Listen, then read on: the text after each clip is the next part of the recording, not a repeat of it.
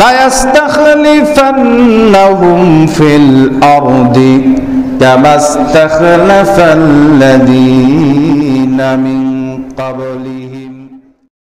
আসসালামু আলাইকুম ওয়া রাহমাতুল্লাহি ওয়া বারাকাতুহু। সম্মানিত দিনী ভাই, জানতেছিলেন যে খাসি ছাগল দিয়ে কোরবানি করা জায়েজ হবে কিনা।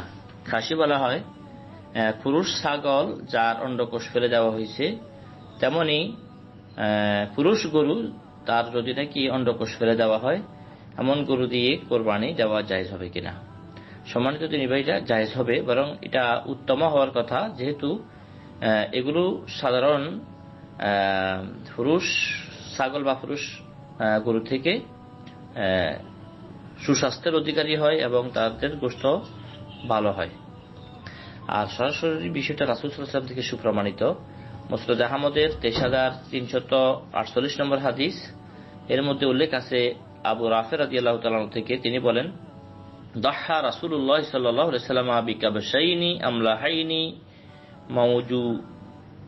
মাউজিয়াইনি খসিয়াইনি।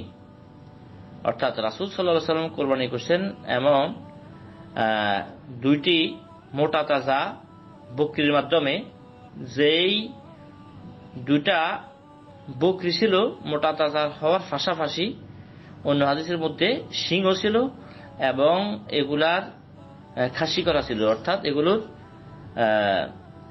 যে অন্ডকোষ বেশ করে দেওয়া হয়েছিল। এই হাদিসটি সহিহ।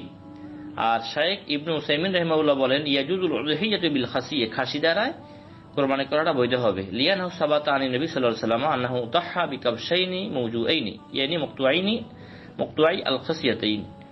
অর্থাৎ রাসূল সাল্লাল্লাহু আলাইহি ওয়াসাল্লাম কোরবানি করছেন দুটি বকরি দ্বারা, যে দুটি বকরির অন্ডকোষ কেটে ফেলা হয়েছিল।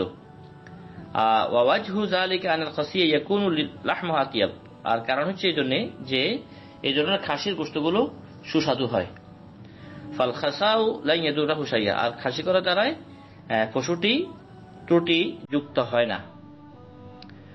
আশা করি বিষয়টা বুঝতে পারছেন। বাকি আল্লাহ আলম। আসসালামু আলাইকুম ওয়া রাহমাতুল্লাহি ওয়া বারাকাতুহু।